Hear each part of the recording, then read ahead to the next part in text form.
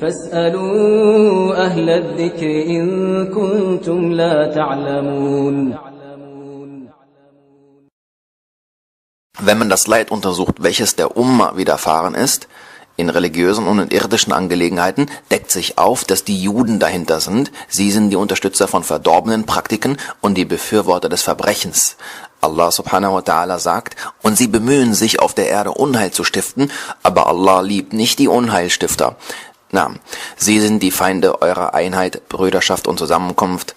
Sie versuchen, eure Einheit zu spalten und die Saat der Zwietracht unter euch zu werfen, um eure Bataillone zu zerbrechen und euch in miteinander in Widerspruch befindlichen Sekten und Parteien zu machen, um euch zu dominieren. So hütet euch vor ihrer Verschwörung, ja Ibadallah. Hütet euch vor ihrem Komplott, Hinterlist und ihrer Heimtücke und seid auf der Hut vor euren Feinden. Allah subhanahu wa ta'ala sagt, und du wirst immer wieder Verrat von ihnen erfahren, bis auf wenige von ihnen.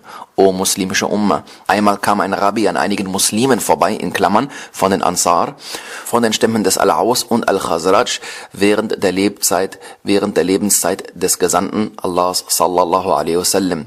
Die Liebe, Freundschaft und Brüderschaft bemerkend, welche unter ihnen vorherrschte, befahl dieser jene Mann, einen anderen Mann von den Juden, ihren Sitzungen beizuwohnen und sie an ihre tödlichen und zerstörerischen Kriege zu erinnern, welche sie vor dem Erscheinen des Islams zerrissen hatten. Der jüdische Mann fuhr fort, sie zu erinnern und die Stammessinne anzuheizen, durch das Vortragen von Gedichten von den Kriegen von Bu'ath in einem tödlichen Versuch, sie zu trennen, bis sie zum Opfer seiner Worte, sprich der Worte dieses Juden gefallen sind, und sie waren schon dabei, sich gegenseitig zu bekämpfen, barakallahu fikum. Aber dann kam der Gesandte Allah sallallahu alaihi wasallam zu ihnen und erinnerte sie an Allah und Islam, und sie kehrten zu der Rechtleitung Alhamdulillah zurück, und sie wussten, dass dies eine Verschwörung gewesen ist, geplant von den Feinden Allahs unter den Juden.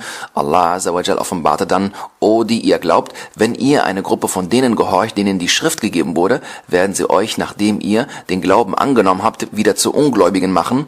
Wie aber könnt ihr wieder ungläubig werden, wo euch doch Allahs Zeichen verlesen werden und unter euch sein Gesandter ist?